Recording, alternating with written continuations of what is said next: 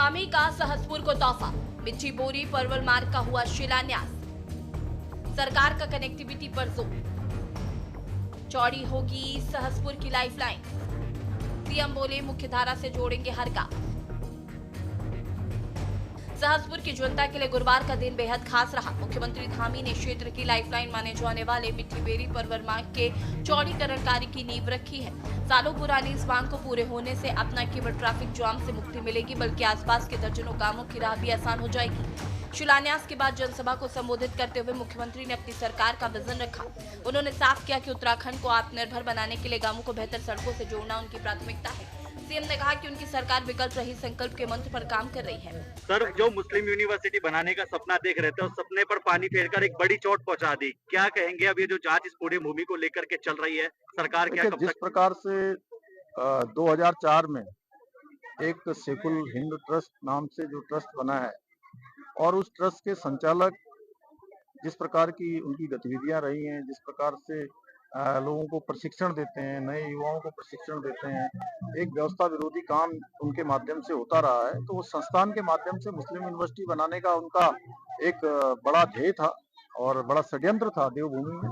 लेकिन अब वो चीजें सामने आ गई हैं, हम उसकी जांच करा रहे हैं और एक एक इंच जमीन जो भी गलत तरीके से वहां पर की गई है उसको सरकार में निहित की जाने की कार्रवाई प्रारंभ कर दी। उन्होंने कहा कि हमारी सरकार सड़क, शिक्षा और स्वास्थ्य के क्षेत्र में अंतिम छोर पर खड़े व्यक्ति तक लाभ पहुंचाने का काम कर रही है। सहसपुर की सड़क आने वाले समय में यहां से आर्थिक विकास का द्वार खोलेगी। सीएम धामी ने बताया कि हम केवल घोषणाएं नहीं करते, बल्कि जो शिलान्यास करते हैं उसका लोकार्पण भी करते हैं। क्षेत्र से आने जाने वाले लोग थे, बड़ी संख्या में हिमाचल जाने वाले लोग, पोंटा साहब जाने वाले और विकास नगर से लेकर देहरादून और पूरे क्षेत्र में आने जाने, सहसपुर, हरबटपुर, सेला कोई इंडस्ट्रियल एरिया भी है। इस क्षेत्रवासियों के साथ साथ सभी प्रकार के जो हमारे यहाँ पर इंडस्ट्री भी बड़ी संख्या में चलती है, उन सभी को बहुत लाभ होने वाला है। इसके अतिरिक्त इस क्षेत्र में आज अनेकों योजनाएं तेज गति से आगे बढ़ रही हैं।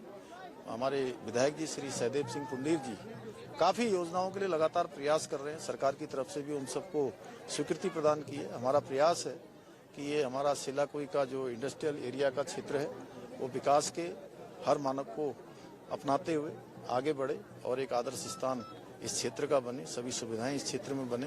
ये मिला जुला क्षेत्र है और मैं कहूँगा कि ये लघु भारत है।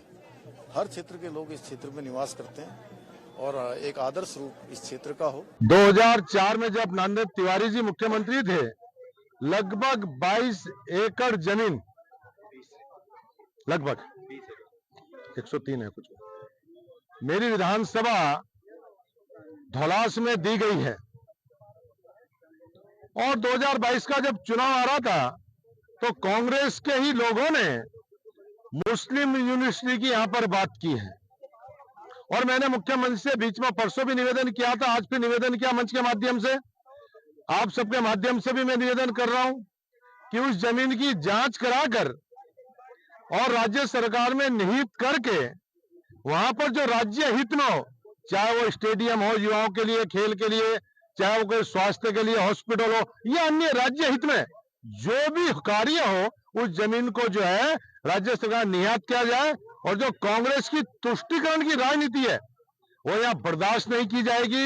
यहाँ पर मुझे मुस्लिम यूनिवर्सिटी तो कांग्रेस भूल जाए कि यहाँ पर मुस्लिम यूनिवर्सिटी खुलेगी। ये देवभूमि है, यहाँ धर्म और संस्कृति से खिलवाड़ करने नहीं दिया जाएगा किसी भी कीमत पे। और जो इस प्रकार के दोषी लोग हैं, जो वहां पर भी जो आज भू माफियाओं के द्वारा वहां पर भी मैं देख रहा था कई मुस्लिम लोगों को और कई लोगों को जमीन वहां पर रजिस्ट्री किए गई है, वो सब निरस्त होनी चाहिए। ऐसे लोगों को बिल्कुल भी बर्दाश्त करने का आएगा, क्योंकि ये देवभूमि, हम अपनी देव जो हमारी संस्कृति है उसके प्रति हम बिल्कुल भी समझौता नहीं करेंगे। अच्छा, कांग्रेस इसी मामले पर? नहीं, ऐसा नहीं है। समय समय पर आपने देखा होगा उस समय रोक लगी। ये क्या नाम थे जो मदनी जी हैं, ये हाई कोर्ट भी गए, हाई कोर्ट से भी उनको परमिशन नहीं मिली। उस समय आईएमए ने, क्योंकि सुरक्षा की दृष्टि से भी उसमें आपत्ति की है और हमारी सरकार ने तो हमेशा उसको रोका है और आज वो मामला जांच के दायरे में है। इस दौरान सीएम धामी ने केंद्र और राज्य सरकार की योजनाओं का जिक्र किया और भ्रष्टाचार पर जीरो टॉलरेंस की नीति को फिर दोहराया। स्थानीय विधायक और भारी संख्या में मौजूद कार्यकर्ताओं ने सीएम का जोरदार स्वागत किया, जिससे आने वाले चुनाव से पहले क्षेत्र में सियासी माहौल भी गर्माया हुआ नजर आया। स्पेशल डेस्क की न्यूज।